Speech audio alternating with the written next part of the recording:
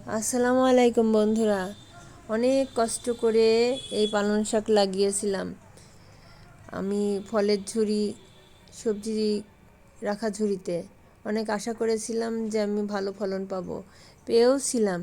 কিন্তু দুঃখের বিষয় কপাল মন্দ। আমি কোনো রাসায়নিক সার ব্যবহার করি নাই, কোনো কীটনাশক ব্যবহার করি নাই।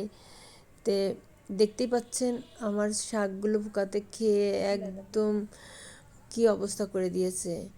এটা লেদা পোকা এইভাবে শাকগুলোকে একদম বিনষ্ট করে দিয়েছে। আমার মনটাই খারাপ।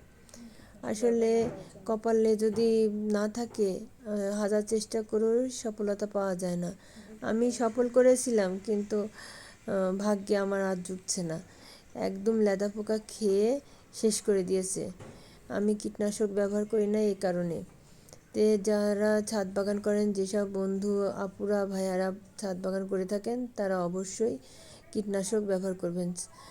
যারা ছাদ কৃষি করতে অনেক পছন্দ করেন, অনেক আমার মতো পরিশ্রম করে থাকেন, তারা কিন্তু অবশ্যই অবশ্যই আমি বলবো তাদেরকে তারা কীটনাশক ওষুধ ব্যবহার করবেন। না হলে আমার মতো এরকম সবজিগুলো দেখার পরও চোখে নির্মমভাবে চোখে জল চলে আসে যে এত পরিশ্রমের ফল এভাবে নষ্ট হয়ে গিয়েছে।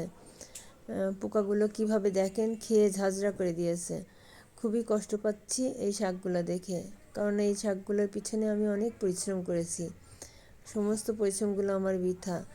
তাই সকল আপুদেরকে বলছি, আপনারা যারা কষ্ট করে ছাদ বাগানে ছাদ কৃষি করে থাকেন, তারা অবশ্যই পরিচর্যা করবেন আর কীটনাশক ব্যবহার করবেন।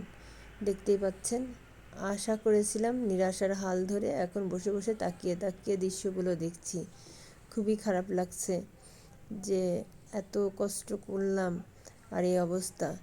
ভালো থাকবেন আর দোয়া করবেন আমার ছাদ বাগানে।